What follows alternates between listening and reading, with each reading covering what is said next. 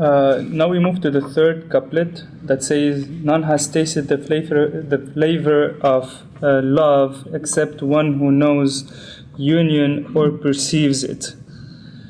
ما ذاق طعم الغرام إلا من عرف الوصل أو داره." أو داره here also like could mean or its household, its home.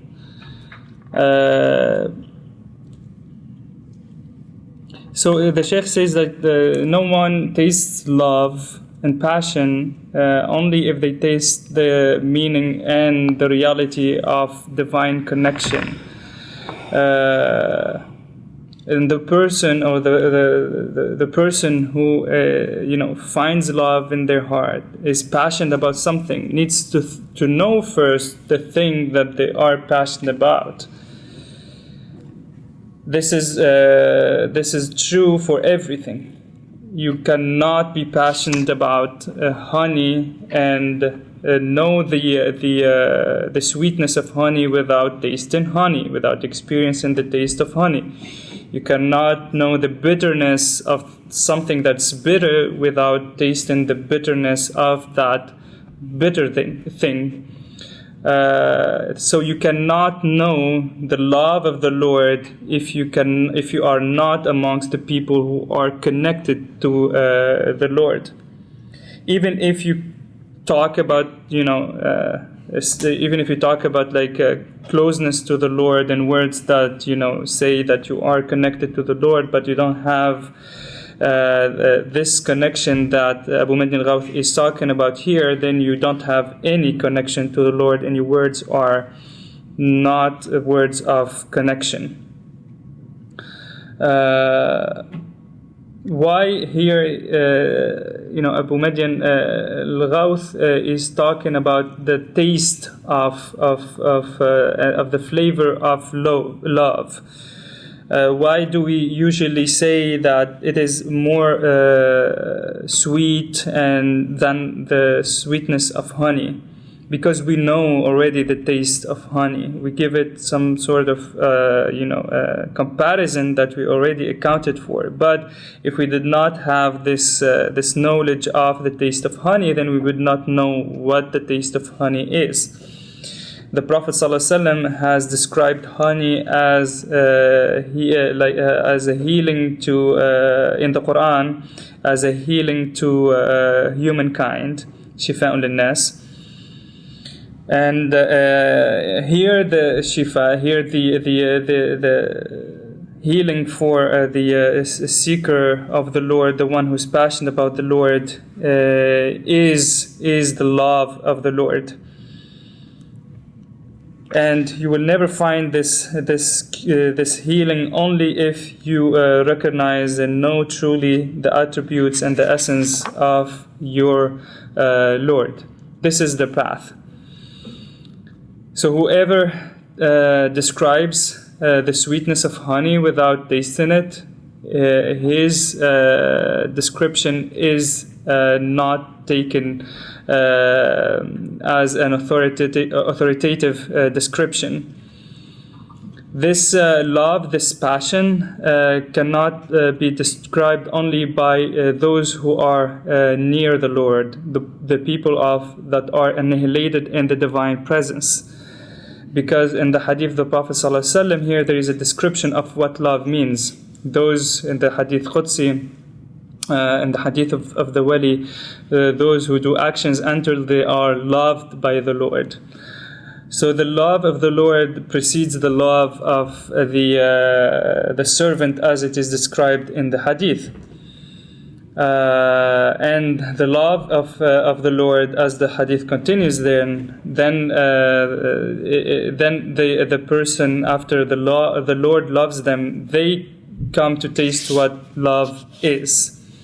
And this love and this passion has degrees, as the Prophet ﷺ says. If you try to get closer to the Lord 1 inch, then He comes to you by like 1 feet, and 1 feet, then He comes to you 1 arm. So it's always greater the closeness of the Lord to you, but there is here degrees of closeness. And the person who has tasted this closeness knows their level of connection to the Lord. And this connection is found in the heart, because the heart is the locus of the divine gaze. That's why the Prophet ﷺ says in the hadith, seek fatwa from your heart before you seek fatwa from someone else. You can, and the person, and to know, and the state of one heart is only known to his or her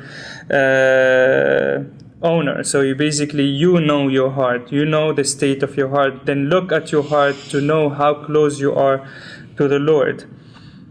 You might be given us, an external appearance of piety, but inside there is only darkness. There is nothing. There is no brightness. Therefore, try to wayfare till you taste the drink of the heart, like you taste the drink of honey, and see who is there residing in your heart, and find whether it is the Lord or the enemy of the Lord. You will find the answer yourself. Close your eyes and find who is in your heart. There is no one who can know this besides you. And the heart is the faculty that understands this art, and it is the locus and the faculty that is occupied with finding the truth. If we see qalb, the word qalb in Arabic, it is composed of 3 letters. The first letter is qaf, the second is lam, the third is ba. Now let's try to play with the letters to look at the esoteric meaning of the word. If you remove the first letter, separated from the 2 other letters, you have qaf and lub. Qaf, here this is a reference to the mountain of Qaf. Lub means the kernel. So the heart, the heart is the mountain of Qaf. It is the kernel where you find the mountain of Qaf. If we separate the letter ba from the 2 first letters, we are saying qul ba, say ba. Ba is an exalted letter. It is the first letter that the Quran starts with. The Basmala, Bismillah ar-Rahman ar-Rahim, by the name of Allah, the most merciful, the especially merciful. This is basically telling us that we need to recognize and find the connection in the heart by studying and embodying this Basmala. The Prophet ﷺ says in the famous hadith, whosoever does not start something with the saying of by the name of Allah, Bismillah, that thing is cut off, basically has no barakah in it. So we need to start by the studying, by the Basmala to find what resides in the heart. If we separate the middle letter, we find Qubbatul Lam, the dome of the letter Lam. So basically the heart, there is the dome of the letter Lam. The letter Lam is an exalted letter as well. It is that we call the Lam of passion from the divine supreme name Allah.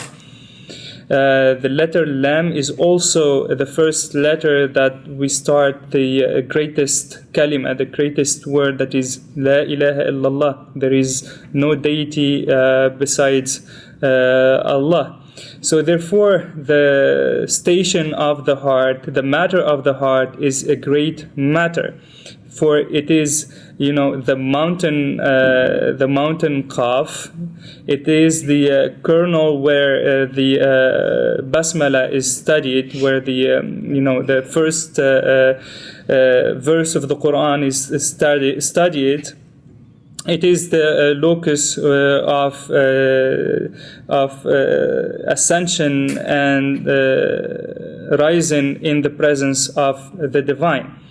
So Abu Madyan al-Ghawth is telling us here that he occupied himself with the cleansing of the heart through remembrance of the Lord. In there, his heart was lit up by the divine light. He sought life in the Lord in his heart, and then scrutinized his heart through remembrance and practice of the Lord, and found none other than the Lord residing in it.